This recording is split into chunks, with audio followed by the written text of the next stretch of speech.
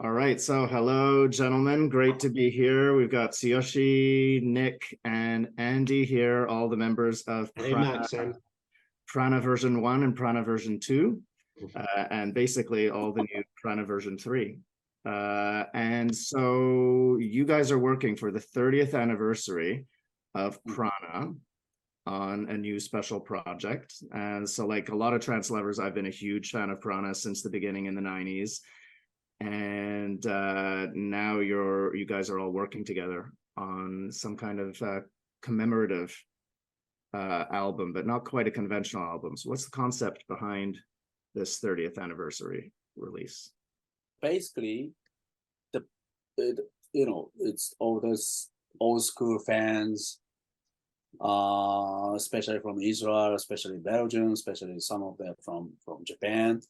They've been just asking, like, hey, what about the Prana? What's going on? Are you guys really stopping it, or it's just just totally disappearing it, and just we got kind of offering several kind of times for playing old tracks of the 90s stuff or the Prana stuff, and I think it was last year. It's ZNA 2022.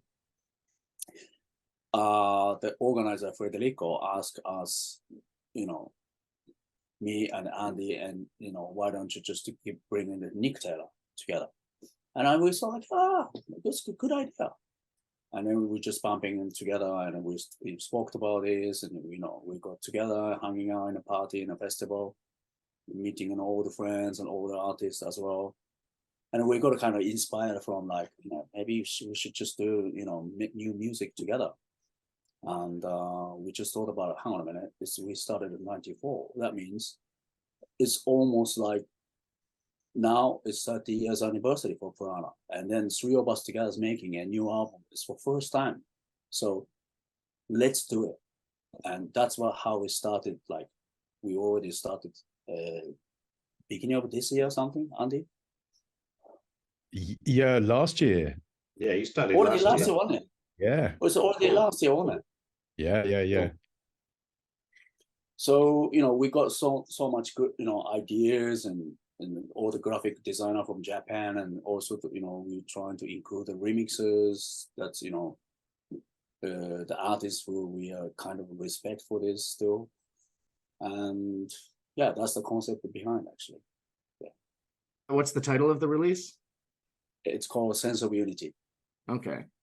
So actually, I mean, that title kind of fits in the context of like, this is the first time that the three of you are working together making music. When there was a first version of Prana was Nick and Tsuyoshi, and then the second version of Prana was Andy and Tsuyoshi. And Nick and Andy, the first time you guys were together on stage, I was there in 2013 when you did a live video.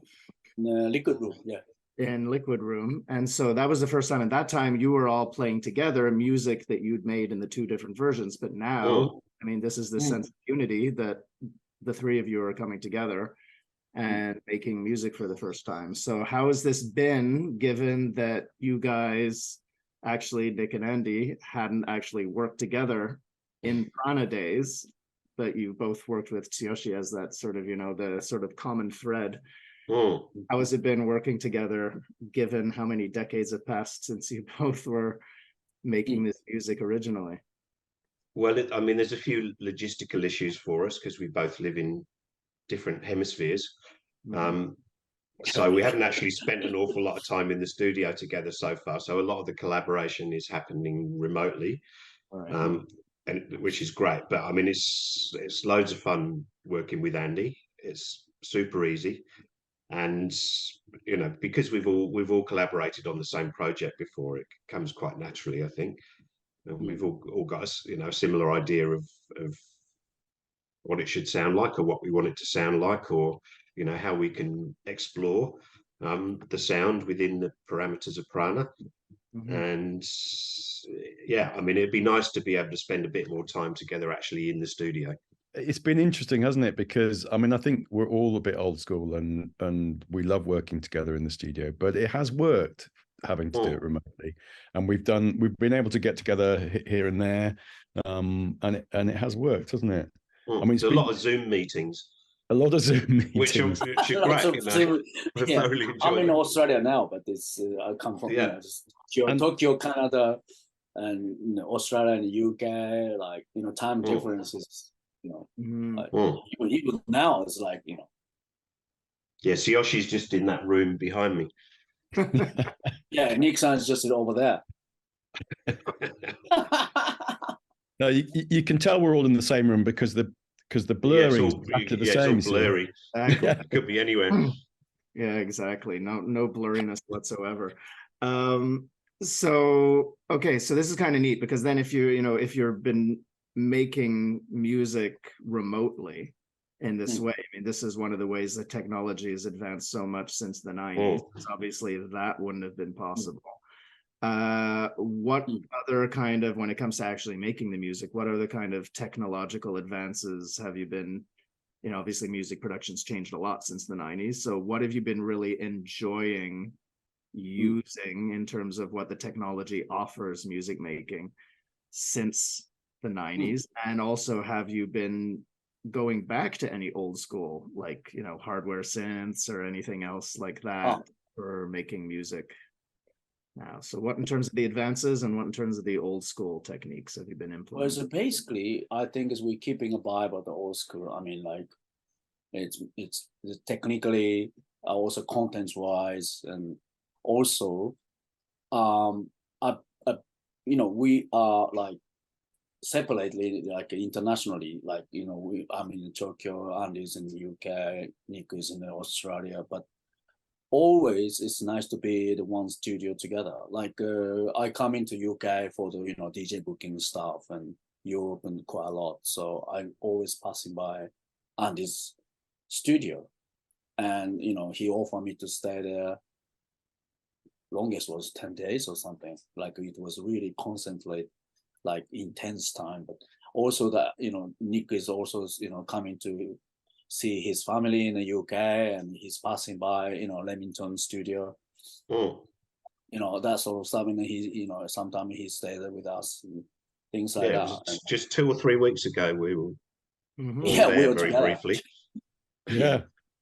Awesome. But technologically, I mean, we didn't know what we were doing in the 90s.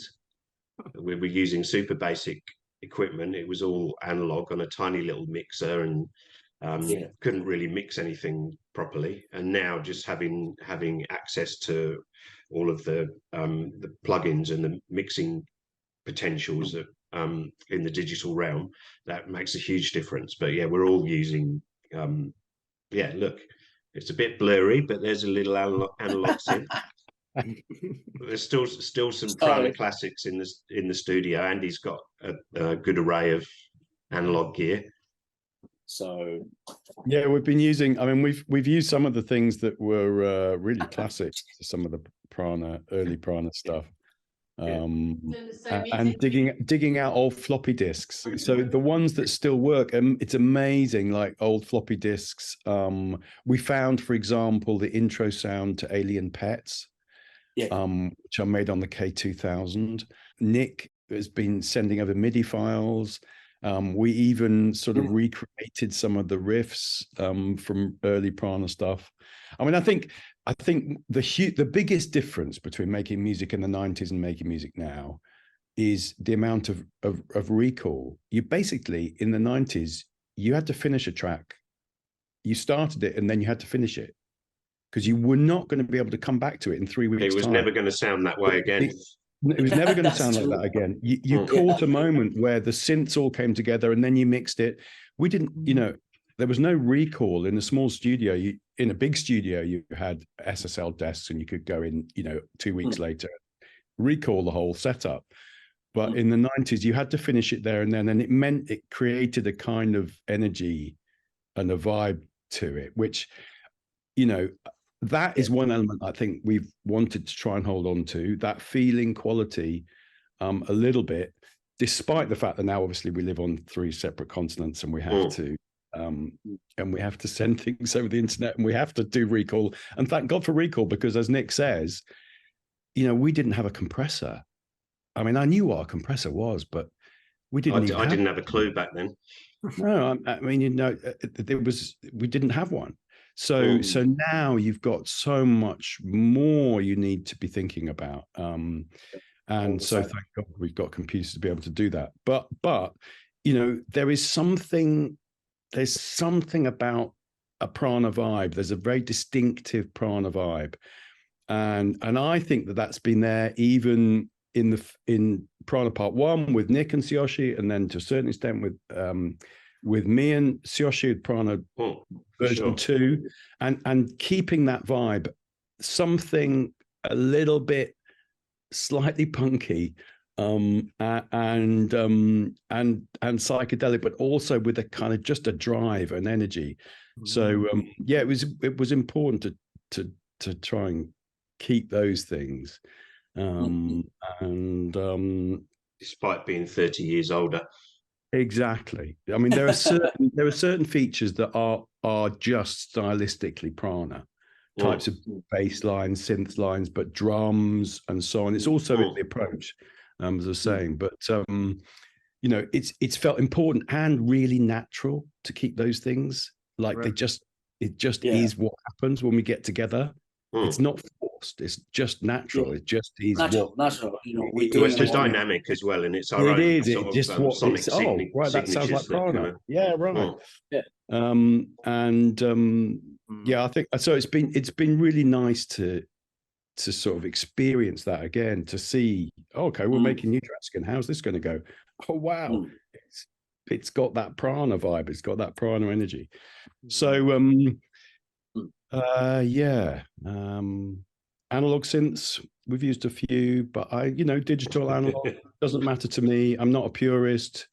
It's about getting great sounds if you can, and things that bring that interactivity, things that make you want to play, and things that make you want to interact with them. Yeah, I think it's about sense of unity. Sense of unity.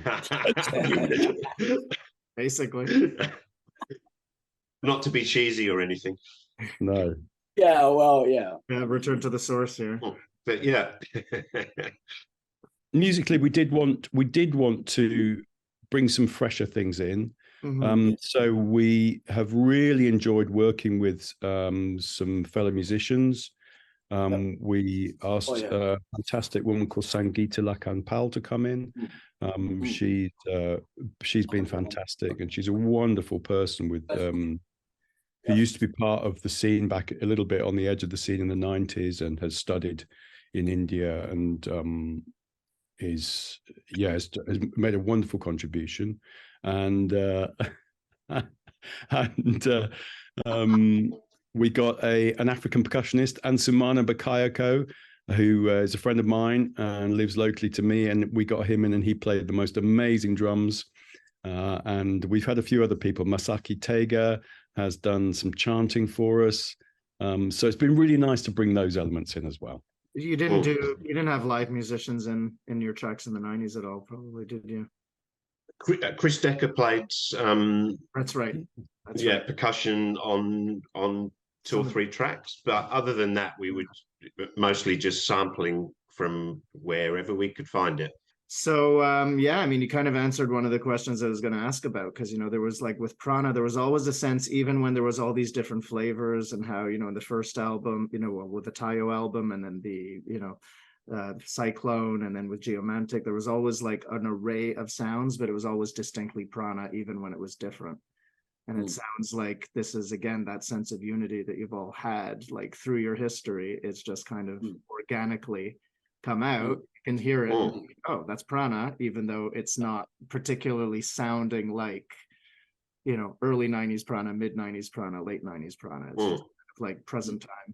There'll be flavors of all of that, I think, that you can detect in parts of it, but then there's a contemporary edge to, some more than others probably, but it's some of it's more classic and some of it's more contemporary, but it's kind of encapsulates a lot of that. That's what we're going for. Awesome.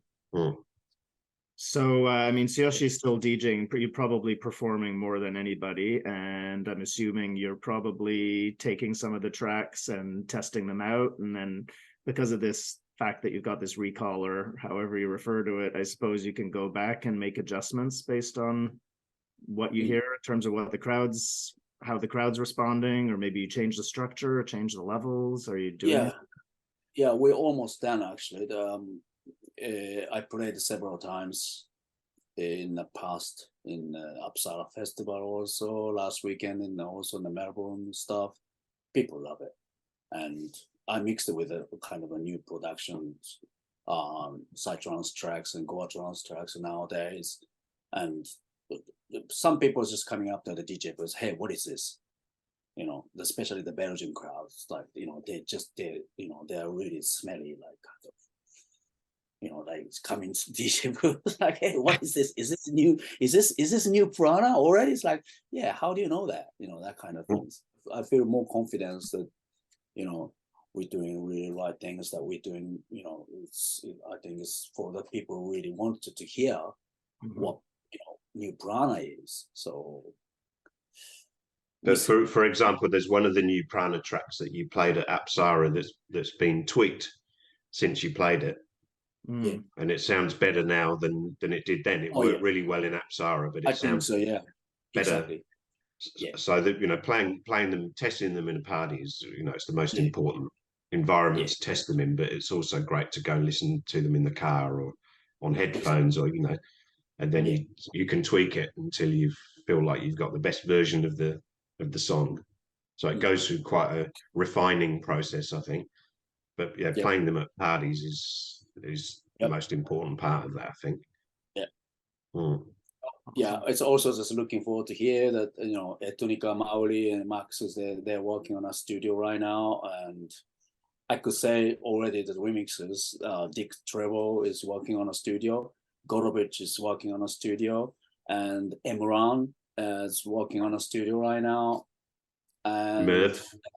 Static Merv also is they're all coming back from the Ozora boom, you know, now they have a time to be in a studio themselves.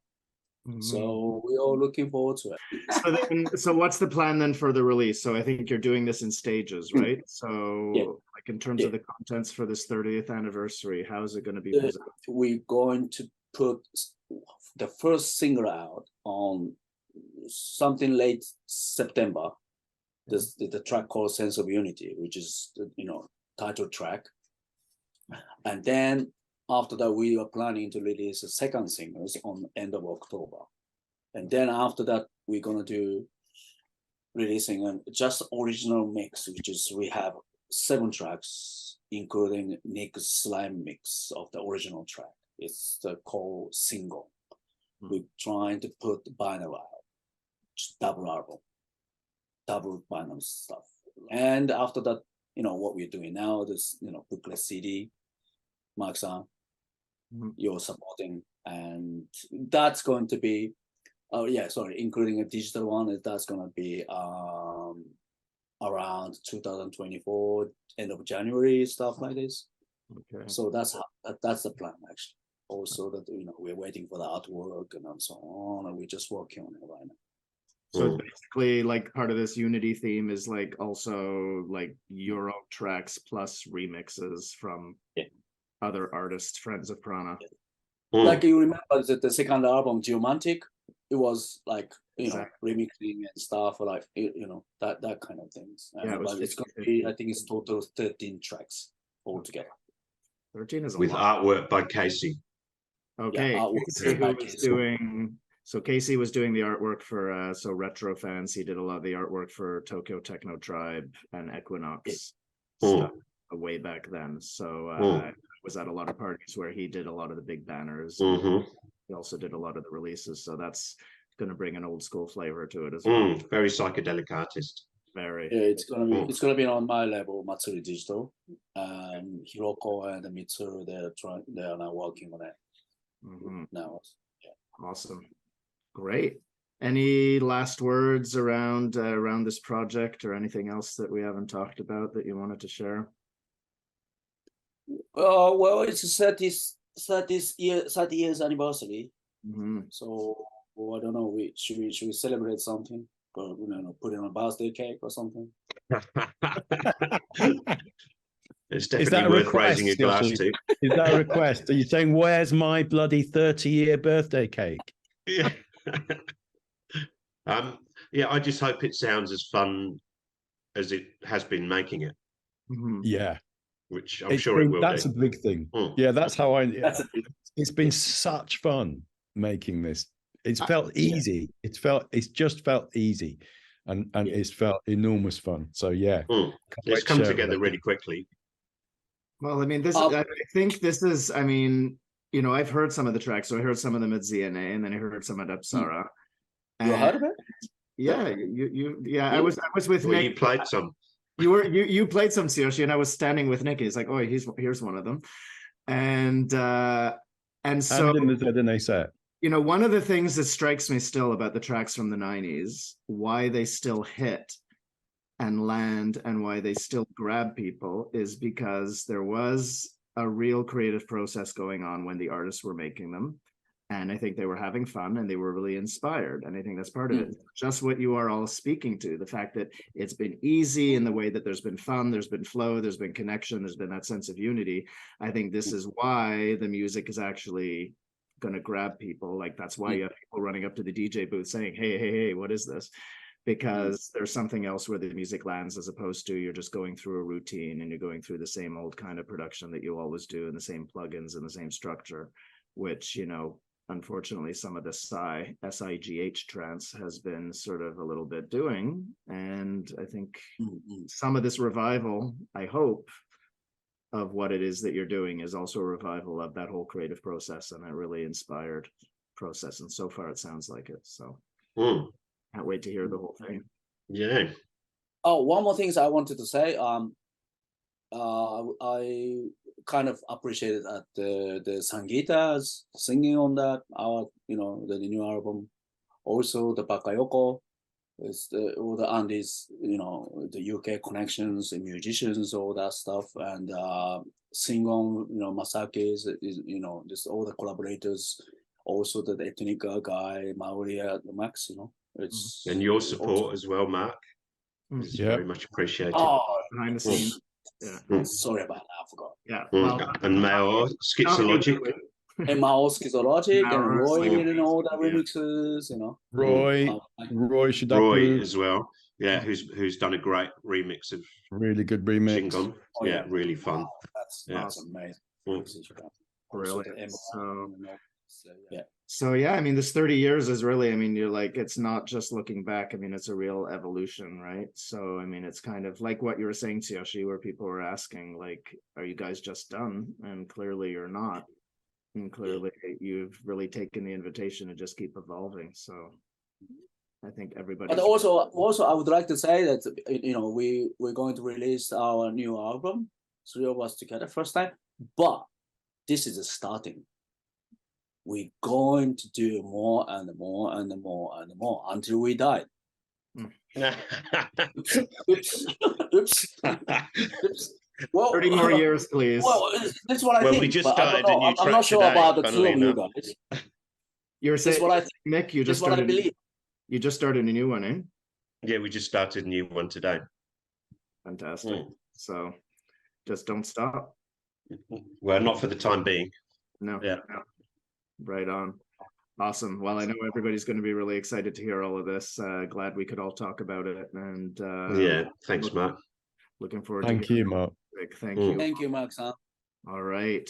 Over and out for now. Congratulations, guys, on the 30 years. And here's to many more. Yeah. Thank you. Thank you. Nice one, guys. Ciao. Nice one. Ciao.